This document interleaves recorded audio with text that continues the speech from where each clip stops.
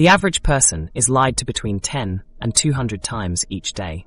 Most of these deceptions go completely unnoticed, quietly shaping your reality like background noise in a busy cafe. Present, but filtered out by your brain. In this video, I'm going to reveal the 7 scientifically proven signs that someone is lying to you. These techniques are based on rigorous research, showing what actually happens in the human mind and body when someone constructs a falsehood. You'll learn the same detection methods employed by forensic psychologists and intelligence agencies worldwide. Tools that can help you spot deception in everyday conversations, negotiations, and relationships. The truth about lying. What if most of what you believe about spotting lies is actually false? Think about it for a moment. We've all grown up absorbing ideas about deception from TV shows, movies, and casual advice. Shifty eyes mean someone's lying.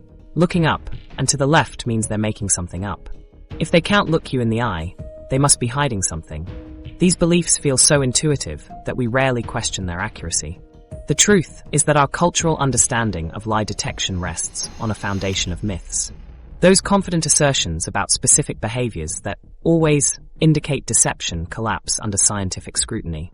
Research consistently shows that many of these supposed tells have little or no correlation with actual deception. Consider how this plays out. While police dramas portray detectives identifying liars by their darting eyes, in reality, a nervous job applicant might display identical behaviors simply due to interview anxiety, leading to a potentially disastrous hiring decision based on misinterpreted cues. This gap between perception and reality creates a serious problem. Most people vastly overestimate their ability to detect lies. In surveys, individuals regularly claim they can spot deception with 70% accuracy or higher. The actual numbers tell a very different story. Across hundreds of scientific studies with thousands of participants, the average person detects lies at a rate of about 54% accuracy, barely better than flipping a coin, according to comprehensive meta-analyses of deception research. Even professionals like police officers, judges, and therapists, people whose jobs involve assessing truthfulness, typically score only slightly higher, around 56 to 58% in controlled studies. Why are we so bad at detecting deception? One major factor is what psychologists call truth bias, our natural tendency to believe what others tell us. This bias serves us well in most everyday interactions, keeping social exchanges smooth and efficient. Imagine how exhausting life would be if you questioned the truthfulness of everything everyone said to you. But this same bias that makes social life possible also creates a vulnerability. We're primed to accept statements as true unless we have specific reasons to be suspicious. Another misconception concerns how frequently people lie. Popular culture suggests we're surrounded by constant deception, but research tells a more nuanced story. Studies show the average person tells about 1 to 2 lies per day. That number might sound low because these averages are actually skewed by what researchers call outliers, people who lie much more frequently than others. In one notable study, while most participants reported fewer than 2 lies in a 24-hour period, about 5% of subjects accounted for over 40% of all lies told. Some individuals reported telling more than 12 lies per day. This uneven distribution creates a statistical pattern where most people lie relatively rarely, while a small percentage lie quite frequently. This brings us to another critical insight, the deception consensus effect. Research reveals that people who lie more frequently tend to believe others lie to them more often. They live in a perceived world of greater deception. When someone believes that everyone lies regularly, it creates justification for their own dishonesty. Everyone does it, they reason. So why shouldn't I? This thinking establishes a cycle of mistrust and suspicion in relationships.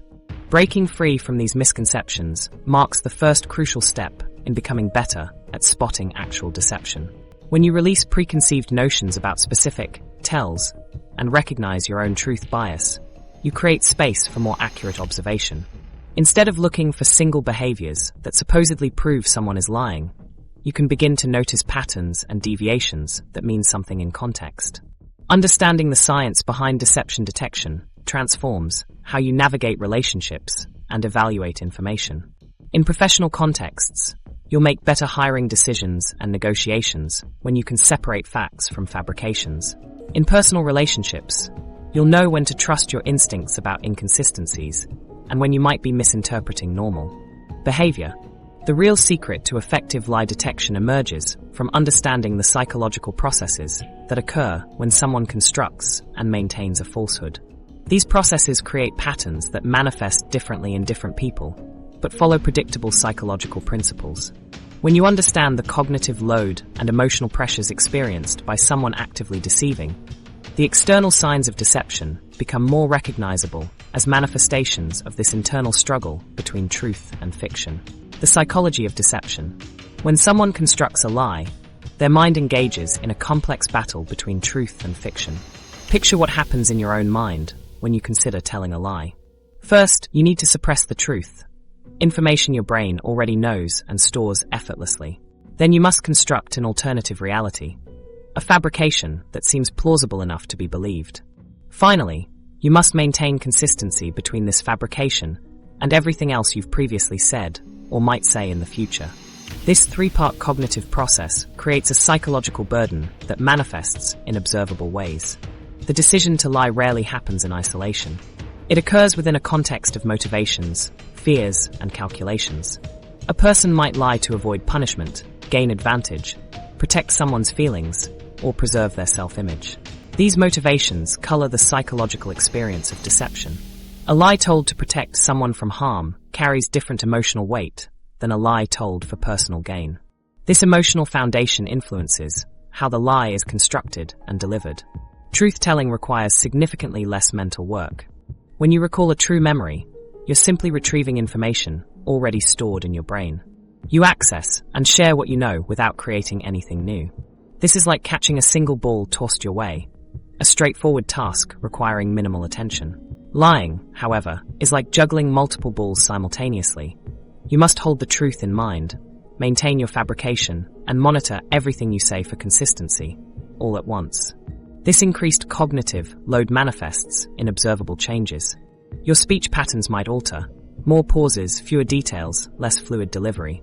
Your body language might become more rigid as your brain allocates resources to maintaining the lie rather than natural movement.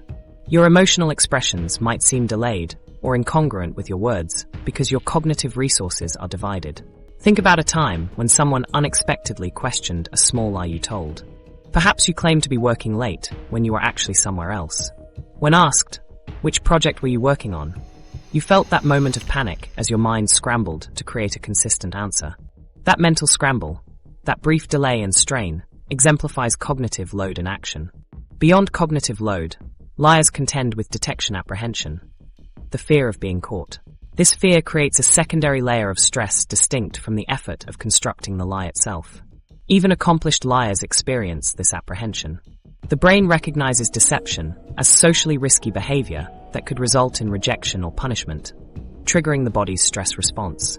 When this stress response activates, your heart rate increases, your breathing pattern changes, your sweat glands activate, and stress hormones enter your bloodstream. These physiological changes occur automatically.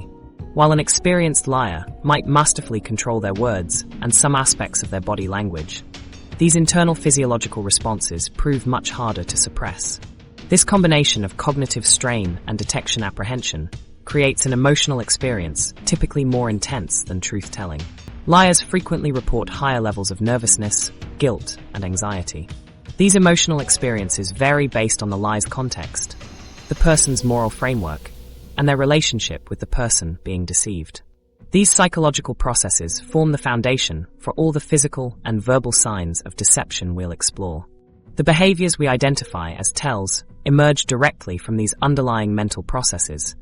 They're signs of specific mental states associated with constructing and maintaining deception. However, these signs manifest differently in different people. Someone naturally fidgety might become unnaturally still when lying. Conversely, someone typically composed might become unusually fidgety under deception stress. This variation highlights the importance of establishing a behavioral baseline, someone's normal patterns when relaxed and truthful. Establishing this baseline requires observation over time. Notice how someone behaves when discussing neutral topics with no reason for deception. How do they sit? What's their typical speaking pace? What gestures do they commonly use? This baseline provides the comparison point that gives meaning to any behavioral changes. Understanding these psychological mechanisms gives you the framework to recognize when someone's mind is engaged in deception, rather than looking for a checklist of behaviors that supposedly always indicate lying. You're identifying patterns of change that reflect the cognitive and emotional processes occurring in the liar's mind. Now that we understand the internal struggle when someone constructs a lie, the cognitive load, detection apprehension, and emotional states, let's examine our first external sign: verbal hesitations and pauses. These speech patterns offer direct insight into the cognitive strain experienced when fabricating information rather than simply recalling reality. Sign number 1: verbal pauses and hesitations. The spaces between words often reveal more truth than the words themselves. This becomes especially apparent when someone is constructing a lie rather than simply recalling reality. Our speech patterns naturally flow differently when we're accessing actual memories versus when we're fabricating information. The distinction between these patterns offers valuable clues about truthfulness if you know what to listen for. When we recall genuine memories, our speech typically flows smoothly. We pause briefly to access details within the natural rhythm of conversation. The information comes without significant effort because we're retrieving existing memories rather than creating new content. Our brain knows what happened because it experienced these events. This requires minimal cognitive resources, allowing fluid speech while maintaining normal conversational patterns. In contrast, constructing a lie forces the brain to multitask. Like a writer staring at a blank page, the liar must create rather than remember, simultaneously suppressing truth, inventing plausible alternatives, and monitoring for consistency. This cognitive load manifests in speech disruptions you can detect with careful attention. These disruptions appear as specific verbal indicators. You might notice unusual pauses occurring at unexpected points. While everyone pauses occasionally, deceptive pauses often appear mid-sentence or before answering simple questions. Consider this exchange. Detective: did you take the money from the register? Truth teller: no, I didn't. Liar: no, I didn't take anything. That slight hesitation before denial often signals the construction of a false response rather than simple recall. Filler words represent another indicator. Words like like, and, increase when someone fabricates information. These verbal bridges provide processing time while maintaining the appearance of continuous speech.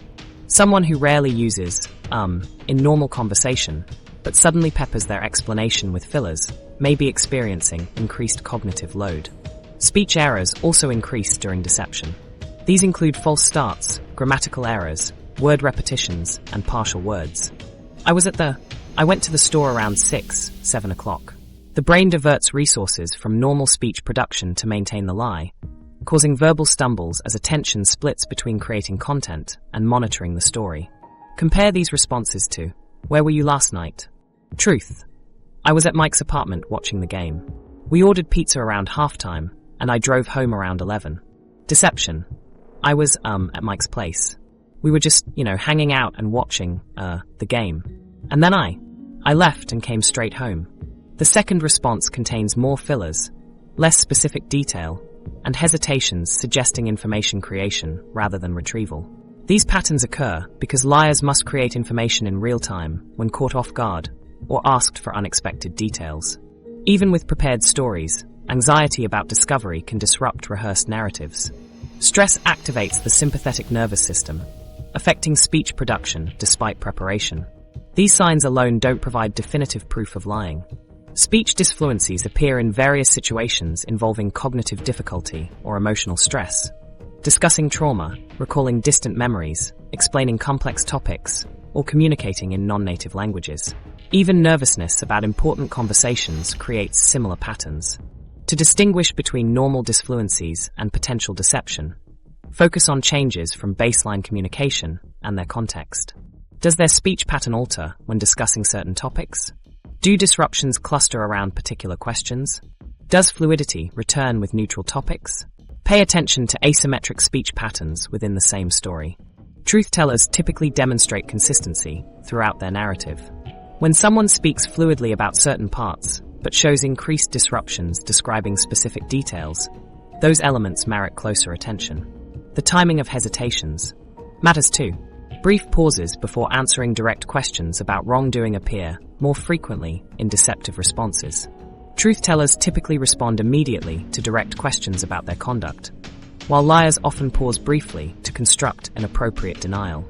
Identifying these subtle verbal patterns reveals whether someone is recalling or creating information in real time. You're observing cognitive processes through the window of speech patterns. When someone speaks with unusual hesitations, frequent fillers, or errors that deviate from their normal style, you're witnessing either fabrication or emotional stress, both worthy of further exploration. While speech patterns reveal potential deception, remember that content matters just as much as delivery. A well-constructed lie might sound smooth, but often contains logical contradictions that emerge through careful attention to the narrative itself. Sign number 2, story inconsistencies. Truth has a consistency that fiction struggles to maintain. This principle emerges from fundamental differences in how our brains process actual memories versus imagined scenarios. When we experience an event, our brain encodes it through multiple sensory channels simultaneously. What we saw, heard, felt, smelled, and even tasted. These sensory impressions interweave with emotional responses, creating a rich, multidimensional memory network. When we later recall this event, we access this network, retrieving details through various connected pathways. Imagination works differently. When someone fabricates a story, they primarily engage the brain's creative centers, rather than memory retrieval systems. This creative process produces a narrative that may be convincing on first telling, but lacks the interconnected sensory and emotional anchoring of genuine memories. The fabricated account exists as a verbal construction rather than a lived experience, making it inherently more vulnerable to inconsistencies over time. This distinction creates a significant challenge for liars. They must maintain two separate versions of reality in their minds simultaneously: the truth they actually experienced and the fabrication they've created. This dual processing creates substantial cognitive strain. Each time they recount their story, they must suppress actual memories while reconstructing their fabrication, ensuring alignment with previous tellings. This mental juggling act frequently results in detectable narrative inconsistencies. These inconsistencies typically manifest in several forms. Factual contradictions occur when details in the story conflict with one another. For example, someone might claim they were alone at home during a specific time, then later mention watching a movie with a friend during that same period. Chronological errors appear when the timeline becomes confused. Events get reordered or time frames compress unnaturally. Consider someone who claims they left work at 5 o'clock, stopped for groceries, and arrived home by 5:15, despite the store being a 20-minute drive from their office. Logical impossibilities emerge when parts of the narrative simply couldn't happen, as described due to practical constraints. Emotional inconsistencies appear when described reactions don't match what would be expected given the situation. Identifying these inconsistencies requires thoughtful questioning techniques that avoid creating defensiveness.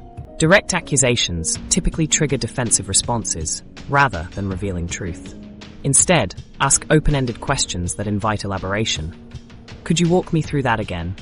Or, what else do you remember about that day? These questions prompt additional details without implying disbelief, creating space for inconsistencies to emerge naturally. One particularly effective strategy involves asking unexpected questions about peripheral details the liar likely hasn't prepared for. A person constructing a false narrative typically focuses on main elements they anticipate being questioned about: where they were, what they were doing, who they were with. They rarely prepare answers about incidental details like the weather that day, what they ate, or background conversations. Questions about these peripheral elements often reveal gaps in fabricated narratives, while truth-tellers can typically provide this information, even if imperfectly.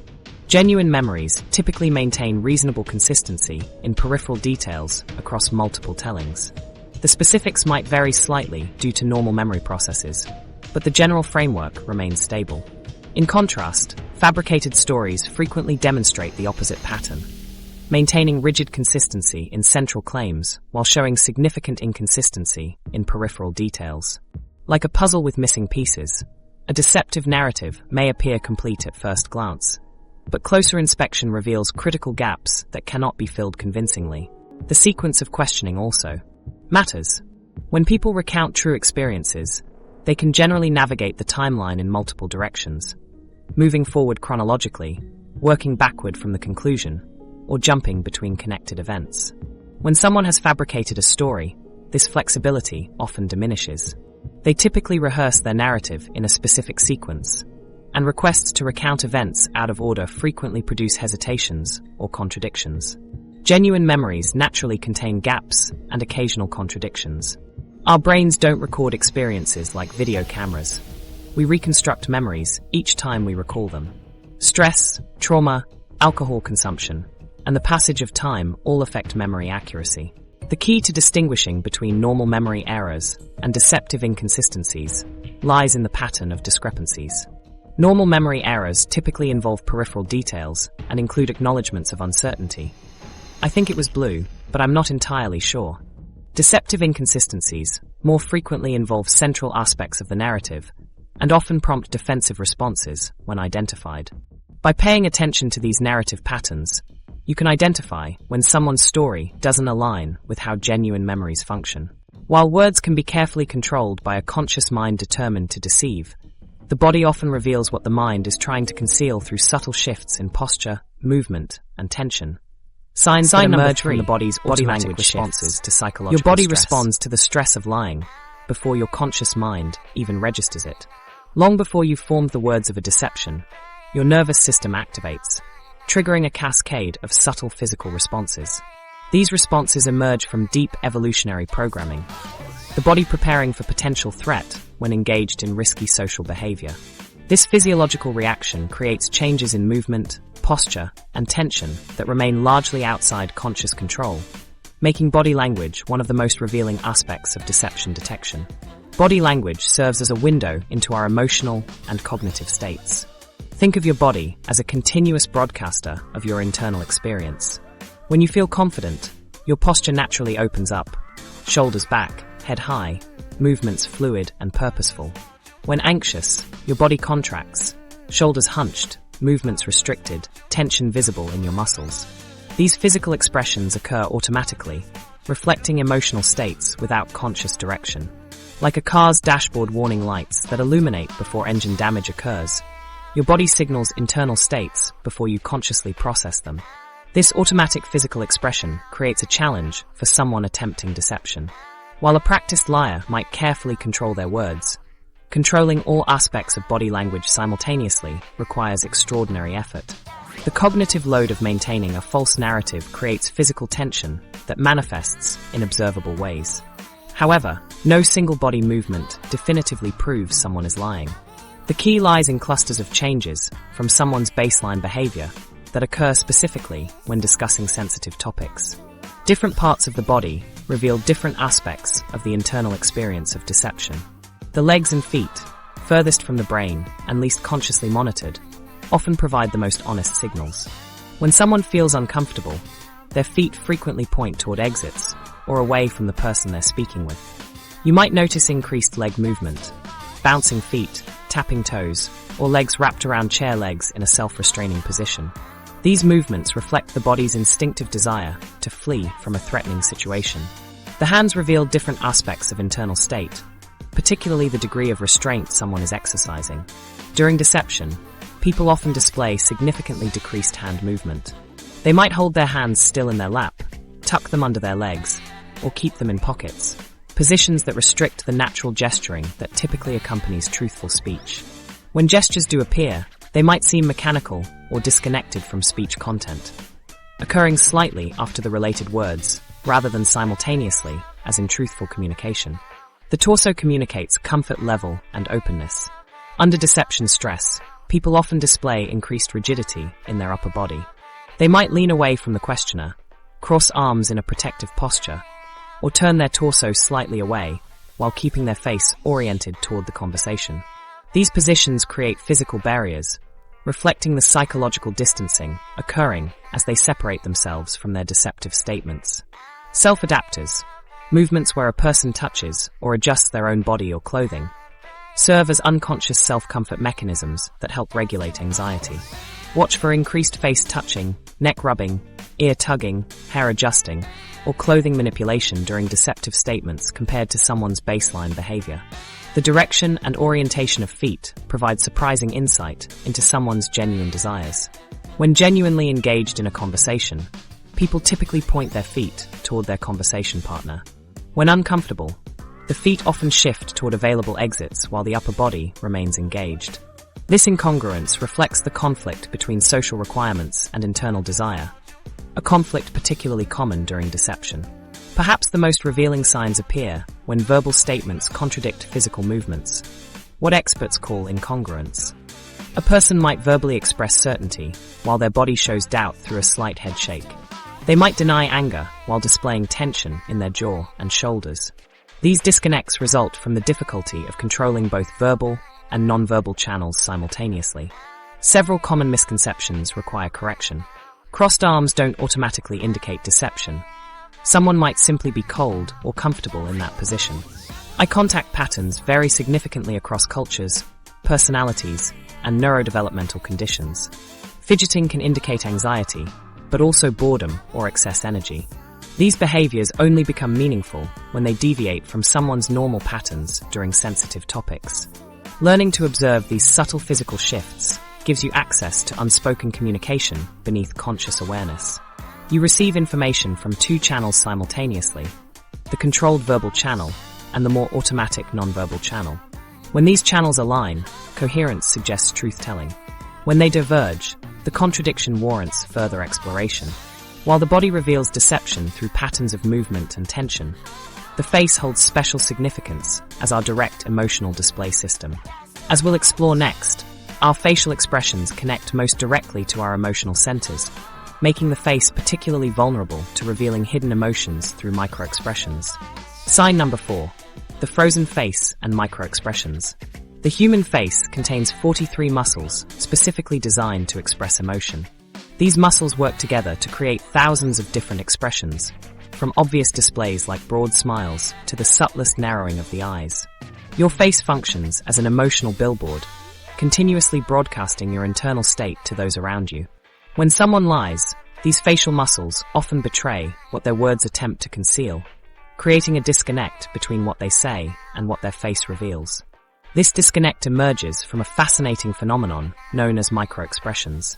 These brief, involuntary facial expressions reveal genuine emotions that flash across the face in just 1/25th of a second, too quick for conscious control to suppress. Microexpressions occur when someone attempts to conceal their true emotional reaction. Think about receiving a gift you dislike, but wanting to appear grateful. For a fraction of a second, your genuine disappointment might appear before you manufacture a pleased expression. This momentary emotional leakage happens because emotional responses activate faster than conscious control mechanisms. When engaged in significant deception, many people attempt to control their facial expressions, creating an unnaturally stiff facial appearance known as the frozen face. The face loses its normal animation and flow, appearing mask-like or rigid. This frozen quality emerges because the person diverts cognitive resources to controlling facial muscles that normally move automatically, resulting in a face that appears oddly immobile compared to normal animated expression. This rigid control often alternates with emotional leakage through microexpressions. Research has identified 7 universal microexpressions recognized across cultures.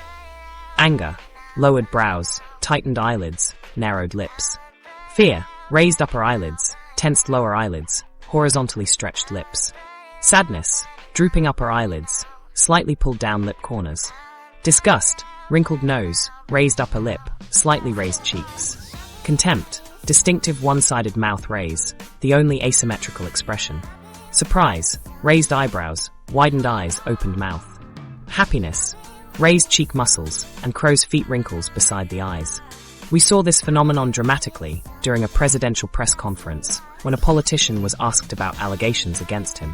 While verbally expressing outrage, a brief flash of fear crossed his face. Eyebrows raised, eyes widened, revealing his underlying anxiety before he reasserted his practiced expression of indignation.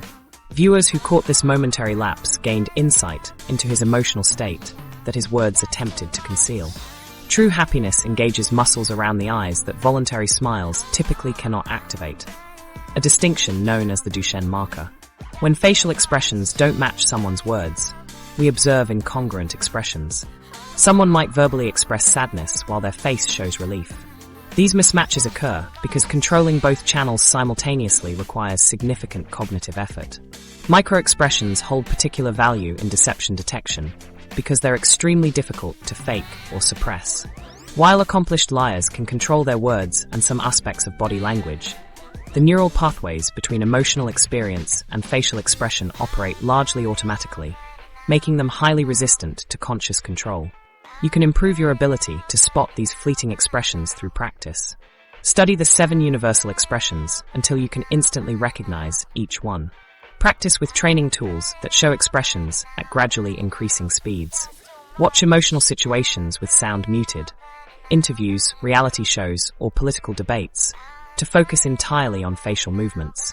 When practicing in real conversations, initially concentrate on one facial region at a time.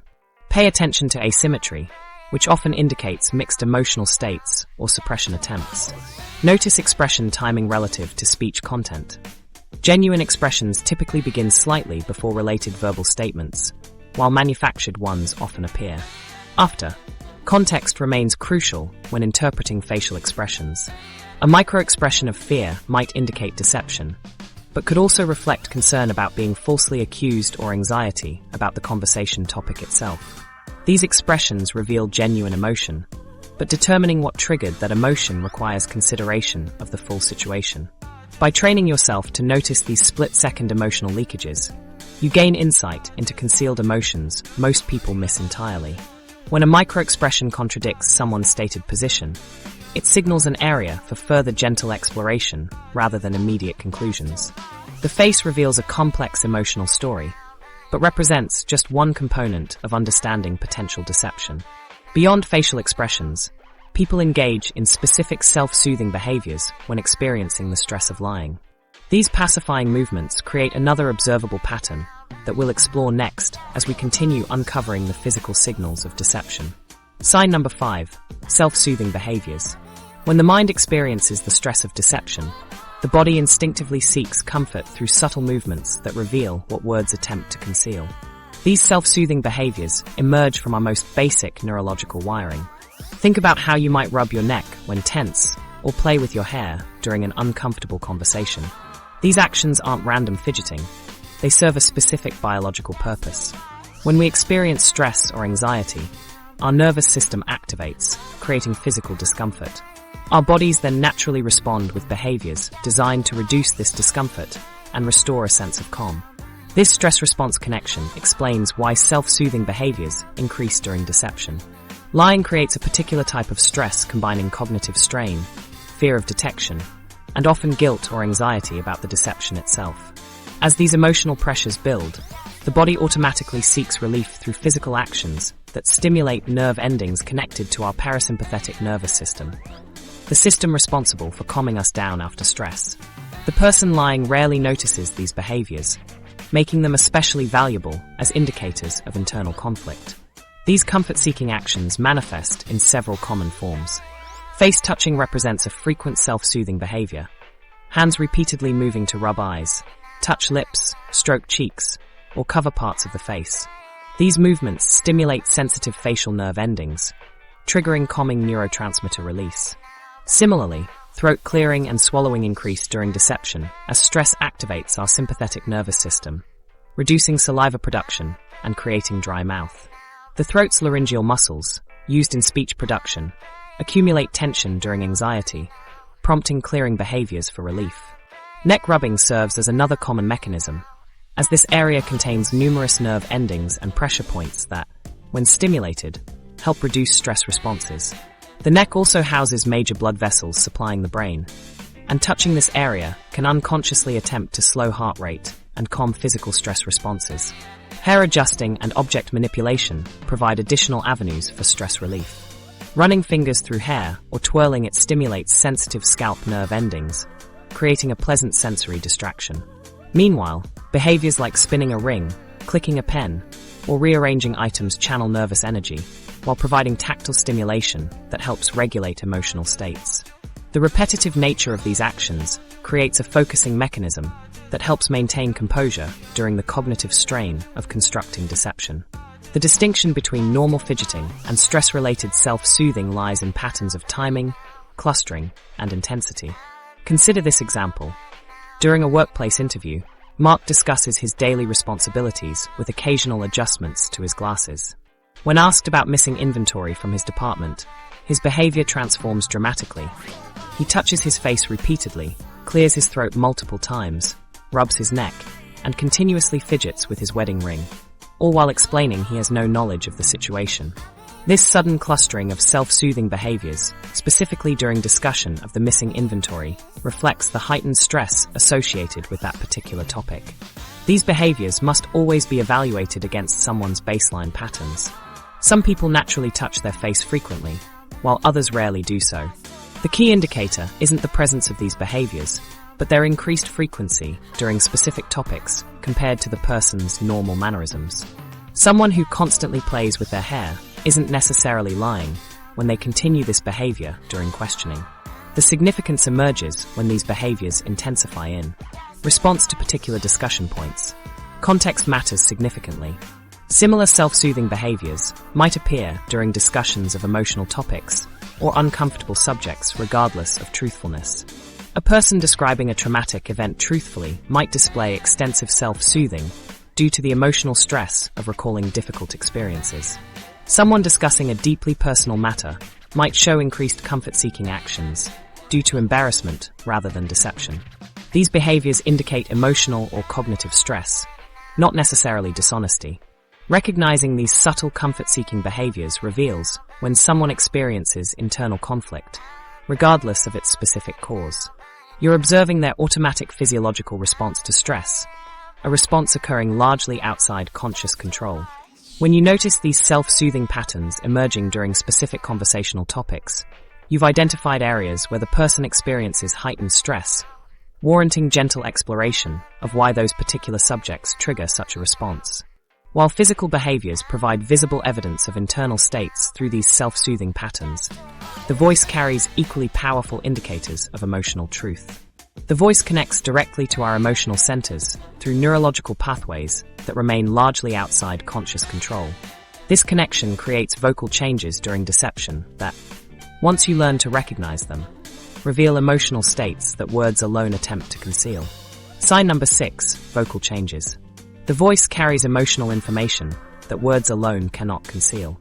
While someone might carefully control their vocabulary and phrasing when lying, the vocal qualities that deliver those words often reveal the emotional truth beneath the deception. Your voice connects directly to your emotional state through the autonomic nervous system, the same system that controls your heart rate, breathing, and other functions largely outside conscious control. This physiological connection makes vocal indicators some of the most reliable signs of potential deception. When you experience strong emotions, your autonomic nervous system activates, creating measurable changes in your vocal production. Muscles in your throat tighten or relax, breathing patterns shift, and vocal cord tension changes, all affecting how your voice sounds. These changes occur through neural pathways that operate separately from the brain regions controlling language and conscious speech content. While you can deliberately choose your words, the vocal qualities emerge from deeper brain structures tied to emotional processing. This separation between conscious content and automatic vocal production explains why vocal changes during deception provide valuable information. Even accomplished liars who maintain perfect verbal control often experience involuntary shifts in vocal qualities when engaged in significant deception. The cognitive load of constructing a false narrative combined with anxiety about detection creates stress that manifests in the voice despite attempts to appear calm.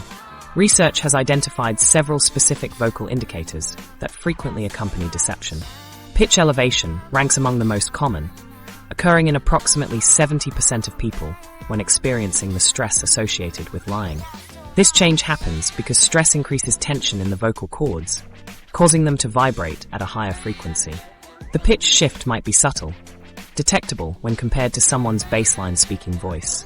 In some cases, the elevation appears specifically when the person delivers the most deceptive content. Consider a job interview where a candidate maintains steady vocal qualities while describing genuine accomplishments, but experiences a subtle pitch increase when claiming expertise they don't possess. Most interviewers miss this shift, focusing solely on the impressive words rather than how they're delivered. Changes in speaking rate provide another reliable indicator. Some people speak noticeably faster when lying, rushing through deceptive content. Others speak more slowly, carefully measuring each word. Both patterns reflect increased cognitive processing as the person monitors their fabrication. The deviation from normal speech rate when discussing potentially deceptive content is key, and often normalizes immediately when the conversation shifts to neutral topics. Volume fluctuations frequently accompany deception as well. Many people speak more softly when lying, a pattern stemming from psychological distancing from their own statements.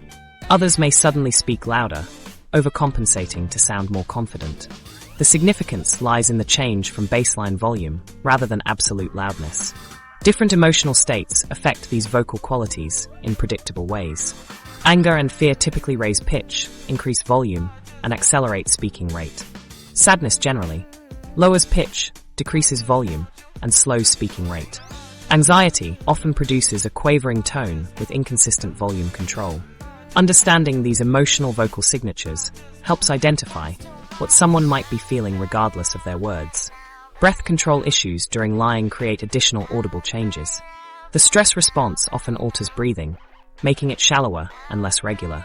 This creates audible intake of breath between sentences, voice breaks where someone runs out of air mid-sentence, or unnatural pausing as they struggle to maintain regular breathing while managing deception. It's essential to understand that elevated pitch indicates emotional arousal, not necessarily deception. This could result from anxiety about being questioned, concern about being disbelieved while telling the truth, or nervousness about speaking. The key lies in determining which specific topics trigger these vocal shifts and considering the full context. In professional settings, when someone describes projection numbers they believe in, their voice typically remains steady. When presenting inflated figures, subtle vocal strain often appears. Similar patterns emerge in personal relationships. A truthful explanation sounds vocally consistent, while a fabricated excuse contains detectable vocal stress during the deceptive elements. With surprisingly little practice, you can develop the ability to hear these subtle vocal shifts. Many people find they can start detecting these patterns after just a few hours of focused attention. In the next section, I'll show you exactly how to train your ear to catch these vocal tells that most people miss entirely. By tuning your ear to these subtle vocal shifts, you detect emotional states that someone may be trying to conceal. You're essentially hearing two messages simultaneously: the literal content and the emotional subtext revealed through vocal qualities. When these channels diverge, the contradiction provides valuable insight. Sign number 7, potential deception, defensive language or emotional conflict. The words we choose reveal our relationship to the truth in ways far more precise than most people realize. When someone recounts an actual experience, their language naturally includes certain patterns and elements that emerge from memory rather than imagination. They speak from direct experience, which shapes their word choices, sentence structures, and the details they include or omit. In contrast, when someone constructs a falsehood, their language shifts in subtle but detectable ways that reflect their psychological relationship to that fabrication. These linguistic patterns change because recalling reality requires different mental processes than creating fiction. When you remember something you genuinely experienced, you access multisensory memories stored throughout your brain. Your language naturally includes sensory details, emotional reactions, and personal perspectives because you're retrieving actual experiences. When you fabricate information, you primarily engage your brain's creative centers rather than memory systems. This different cognitive pathway produces language that reflects the creative construction process rather than memory retrieval. Liars often unconsciously employ specific linguistic strategies to minimize their psychological connection to their deception. This distancing happens because lying creates cognitive dissonance, a state of psychological tension between what we know to be true and what we claim. To reduce this discomfort, people naturally create psychological space through language choices that form identifiable patterns. Distancing language is a common linguistic red flag. Someone speaking truthfully typically uses direct language. I came home at 8 and went straight to bed. When describing fabricated events, people insert subtle distance. What happened was I got home around 8, and then the decision was made to go to bed. The second version removes direct agency, making the person less psychologically connected to the actions described. Consider this situation. When asked why he missed a meeting, John might respond, I overslept and forgot to set an alarm. This direct language acknowledges responsibility. If lying, he might say, there was a situation with the alarm system not functioning properly, which resulted in a delayed arrival. This formality creates emotional distance from the described activity, revealing his discomfort with the fabrication. Pronoun use provides another indicator of psychological distance. Truthful accounts typically contain abundant self-references. I saw, I heard, I felt. When fabricating information, people reduce these self-references, minimizing their connection to the deception.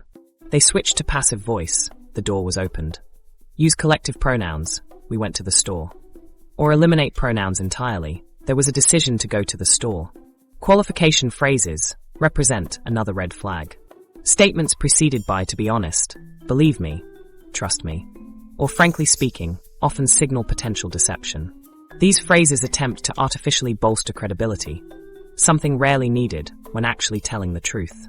When someone repeatedly uses these credibility enhancers before specific statements, but not others, they're unconsciously highlighting areas requiring extra persuasive effort.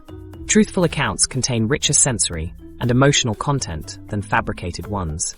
When recalling actual experiences, people naturally include details about what they saw, heard, felt, smelled, or tasted, along with their emotional reactions.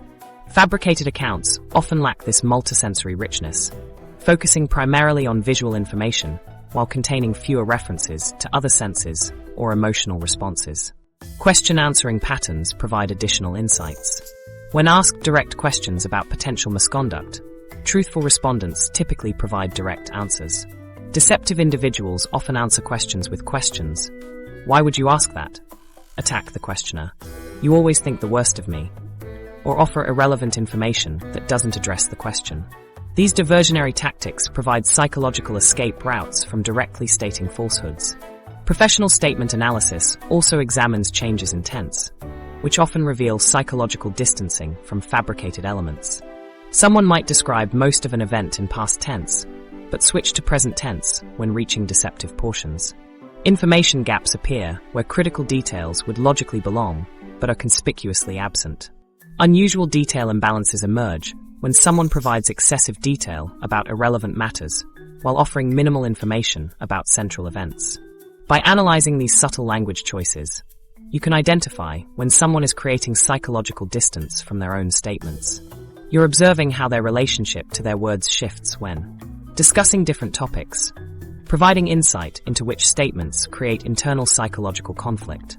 This analysis doesn't definitively prove deception, but reveals areas where someone experiences cognitive tension with their own narrative. Understanding these linguistic patterns transforms how you listen to others. Rather than focusing solely on plausibility, you begin noticing the relationship between speakers and their words. These indicators reveal unconscious attempts to minimize connection with potentially deceptive content. Now let's integrate all 7 deception indicators to create a powerful, cluster-based approach that dramatically increases your ability to spot when someone isn't being truthful with you. Putting it all together, the cluster approach. No single sign definitively proves deception. A person might touch their face because they're lying, or because they have an itch. They might pause before answering because they're fabricating information, or because they're carefully considering their response. They might display microexpressions of fear because they're afraid of being caught in a lie, or because they fear being wrongly accused despite telling the truth. This ambiguity explains why focusing on isolated behaviors creates so many false conclusions about who is lying and who is telling the truth. Professional deception detection relies instead on behavioral clusters, groups of 3 to 5 indicators that appear together specifically when someone discusses sensitive topics. This approach dramatically increases accuracy by reducing the likelihood that what you're observing stems from coincidence, personality traits, cultural differences, or situational factors unrelated to deception. Each additional sign in the cluster increases the probability that you're witnessing the cognitive and emotional strain associated with lying. Think about the difference between how your body functions when relaxed versus under stress. When relaxed, your breathing remains deep and regular, your muscles stay loose, your speech flows naturally, and your movements appear fluid and purposeful. Under stress, these systems change in predictable ways. Breathing becomes shallow, muscles tense, speech patterns alter, and movements become either restricted or exaggerated. Deception creates a particular type of stress combining cognitive strain and detection anxiety that affects multiple bodily systems simultaneously. This multi-system response explains why deception manifests across channels. The stress of maintaining a significant lie typically appears across verbal, vocal, facial, and body language channels. Like assembling pieces of a puzzle, each behavioral element provides part of the overall picture, with the complete pattern across different channels providing much stronger evidence than any isolated indicator. Consider a workplace scenario where someone faces questions about missing funds. A deceptive response might include verbal hesitations, decreased hand movements, increased face touching, pitch elevation on key statements, and distancing language, all appearing together when discussing the funds, but not during other topics. This pattern suggests psychological stress requiring further exploration. In personal relationships, someone lying about their whereabouts might combine story inconsistencies with qualification phrases. Honestly, I was just at the gym. Microexpressions when pressed for details, vocal pitch changes when mentioning specific locations, and defensive responses to clarifying questions. The convergence of these indicators around certain narrative elements highlights potential problem areas. The timing of these clusters provides crucial context. When multiple indicators appear precisely when someone discusses potentially problematic topics, but disappear during neutral subjects, this pattern suggests specific content-related stress rather than general anxiety or personality characteristics. This context-specific nature helps distinguish between someone naturally nervous in social situations and someone experiencing the cognitive and emotional strain of deception. Mentally tracking behavioral clusters requires practice. Begin by establishing a baseline of someone's normal communication patterns during neutral conversation. Notice their typical speaking rate, gesture frequency, facial animation, vocal qualities, and language patterns. Then watch for deviations from this baseline that cluster together when certain subjects arise. Maintain a curious rather than accusatory mindset, considering multiple possible explanations for any patterns you observe. Several common mistakes undermine effective application of these techniques. Confirmation bias represents perhaps the most dangerous. The tendency to notice behaviors that confirm our existing suspicions while overlooking contradictory information. Counteract this by deliberately looking for evidence that contradicts your initial impressions and maintaining awareness of your own potential biases.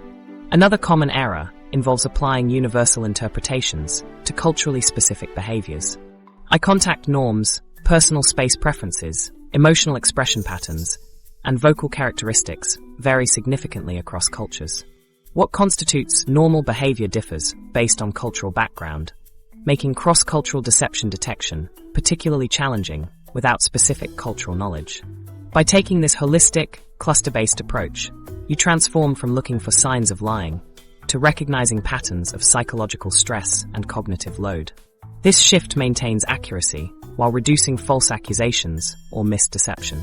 You're essentially observing how different aspects of someone's communication align or contradict, providing insight into their internal state during specific topics. This nuanced understanding acknowledges human complexity. Most people aren't simply liars or truth-tellers, but complex individuals who speak truthfully in most situations while experiencing specific pressures that occasionally lead to deception. With these skills comes significant responsibility, affecting relationships, reputations, and lives. Let's explore these ethical considerations to ensure responsible application of deception detection skills. Ethical application and limitations. The power to detect deception comes with serious ethical responsibilities that extend far beyond simply acquiring these skills. As you develop your ability to recognize potential signs of lying, you simultaneously take on the obligation to use this knowledge thoughtfully and responsibly. Knowing when and how to apply these techniques matters as much as, perhaps even more than, the techniques themselves. Consider what happens when someone begins learning about deception detection. There's often an initial period where everything suddenly looks like potential deception. Normal hesitations, typical facial movements, and common speech patterns can appear suspicious when viewed through the lens of newly acquired knowledge. This perspective shift resembles getting a new hammer and suddenly seeing everything as a nail. A natural but potentially problematic phase in developing any analytical skill. This overapplication creates genuine risks in relationships. Take Sarah, who after attending a deception detection workshop, began analyzing her husband's every word and gesture. When he mentioned working late, she scrutinized his blinking patterns and noticed his increased hand gestures. Though these were simply his normal reactions to work stress, Sarah became convinced he was hiding something. After weeks of subtle interrogations and growing suspicion, her husband felt constantly under surveillance. Their once open communication deteriorated into guarded interactions, causing damage that took months of counseling to repair. Even more concerning, these skills can damage relationships when your analysis leads to false conclusions. The indicators we've discussed don't definitively prove deception. They suggest cognitive and emotional stress that might result from various causes. When you misinterpret normal behaviors as signs of lying, you may treat honest people with unwarranted suspicion, damaging trust in ways difficult to repair. Hashtag key limitations of deception detection. Several important factors affect the reliability of these techniques. Cultural differences significantly impact communication patterns. What represents respect or disrespect varies widely across cultures. Some value emotional expressiveness, others prize restraint. Neurodivergent expression patterns present another critical limitation. People with autism spectrum conditions, or ADHD, often display different baseline behaviors in eye contact, facial expressiveness, movement, and speech patterns that reflect their neurological wiring rather than deception. Situational factors and psychological conditions further complicate assessment. Environmental factors, power dynamics, and conversation topics affect behavioral displays independently of truthfulness. Anxiety disorders create increased self-soothing behaviors during truthful communication. Trauma responses can trigger dissociation that appears as emotional disconnection. Without accounting for these variables, deception detection becomes dangerously inaccurate. Hashtag ethical application guidelines. Given these complexities, when might you appropriately apply these techniques? High-stakes professional situations, job interviews, significant negotiations, or important business discussions represent appropriate contexts for careful observation. Significant decisions involving substantial risk warrant thoughtful analysis when combined with other forms of due diligence. In personal relationships, these techniques serve better as tools for identifying communication patterns needing exploration rather than as deception detectors. When you notice clusters of stress, indicators during certain discussions, this observation might prompt compassionate conversation about why those topics create difficulty, rather than accusations of dishonesty. Respectful application requires several guiding principles.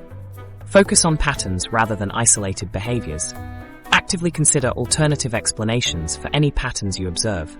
Approach potential deception with curiosity rather than accusation. Perhaps most importantly, remain aware of the danger of becoming overly suspicious. Excessive focus on potential dishonesty creates a distorted worldview where trust becomes impossible. Remember that most people tell the truth most of the time, even if occasional deception occurs. The most valuable application of these skills isn't catching others in lies, but building deeper understanding and more authentic connections. When you notice potential indicators of stress in others' communication, you gain insight into topics that create difficulty for them. Insight that can foster compassion rather than suspicion. Used ethically, deception detection skills enhance your ability to navigate complex human interactions with both wisdom and compassion. You become more attuned to the full spectrum of human communication, recognizing when words align with emotional and physical expressions, and when disconnects suggest internal conflict worthy of gentle exploration. As we conclude our exploration of ethical application, consider how you might practice these skills in ways that enhance rather than damage your relationships. The development of these observational abilities represents a journey requiring both technical skill and ethical wisdom. Using these skills with integrity and responsibility not only protects your relationships, but also prepares you to apply these techniques effectively in appropriate situations. Practical applications, developing your skills. Deception detection isn't an innate talent that some people mysteriously possess while others lack. It represents a skill set that anyone can develop through deliberate practice and thoughtful application. Think about learning to play a musical instrument or mastering a sport. You begin with basic principles and gradually develop proficiency through consistent practice. The same approach applies to recognizing the signs of deception. With specific exercises and regular application, you can train your mind to notice patterns that most people miss entirely. The journey from understanding these concepts to applying them effectively requires moving beyond theory to practical application. Many people read about deception detection, intellectually grasp the principles, but never develop actual skill because they fail to practice systematically. This resembles reading about swimming without entering the water. True proficiency emerges only through repeated application in real-world situations, beginning with low-stakes interactions where mistakes carry minimal consequences. Here are key practice techniques to develop your deception detection skills. Microexpression recognition. Train yourself to identify the 7 universal expressions: anger, fear, disgust, surprise, happiness, sadness, and contempt. Start with longer displays and gradually reduce viewing time. Try watching emotionally charged television with the sound muted to focus entirely on facial movements during moments of tension. Baseline observation. Establish behavioral patterns for people during neutral conversations. Note their typical speaking pace, gesture frequency, vocal qualities, and facial animation. This trains your attention to notice individual differences, rather than applying generic interpretations. Language pattern analysis.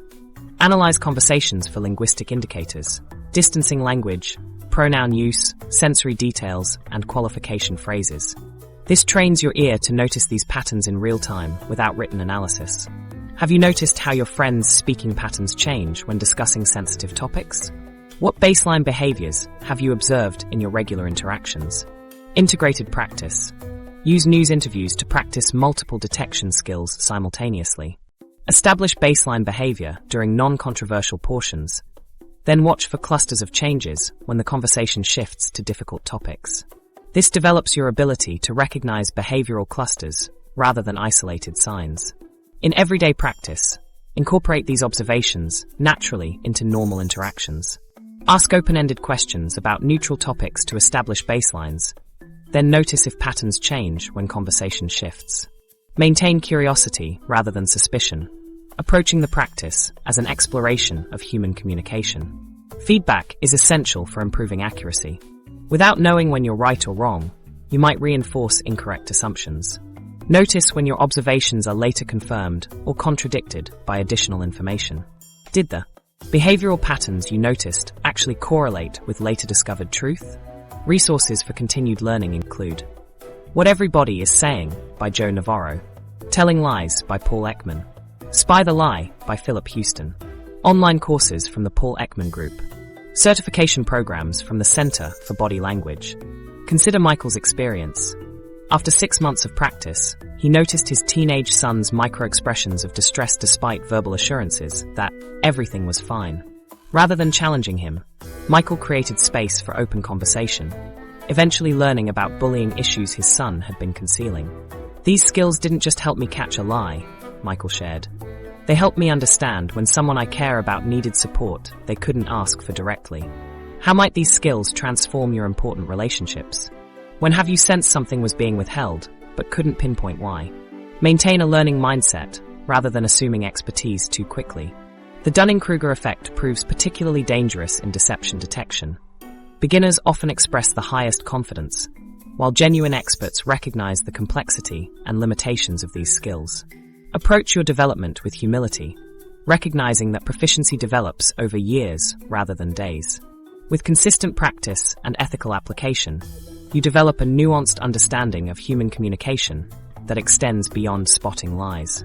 You begin perceiving rich layers of meaning in interactions, the alignment or disconnect between words, expressions, body language, and vocal qualities. You notice internal conflict, passion, struggle to articulate complex thoughts, and complete congruence across all channels. This deeper awareness transforms how you experience human interaction. You recognize patterns revealing internal states, allowing you to respond with greater empathy. You become more attentive to complete messages rather than just words. Most importantly, you develop appreciation for the complexity of human communication. People rarely fit into simple categories of truthful or deceptive, but express themselves through intricate combinations of authentic sharing, social performance, emotional management, and occasional deception. As we reach the end of our exploration, consider what you've truly gained beyond techniques for catching someone in a lie. You've developed a framework for understanding the full spectrum of human communication. The complex interplay between words, expressions, movements, and voice that reveals our internal worlds. When applied ethically, these skills create deeper connections based on genuine understanding. You recognize internal conflict, offer compassion instead of interrogation, and appreciate authentic communication. The goal was always about developing awareness to navigate relationships with wisdom and compassion, creating space for truth to emerge naturally. What connections might you deepen tomorrow with this newfound understanding?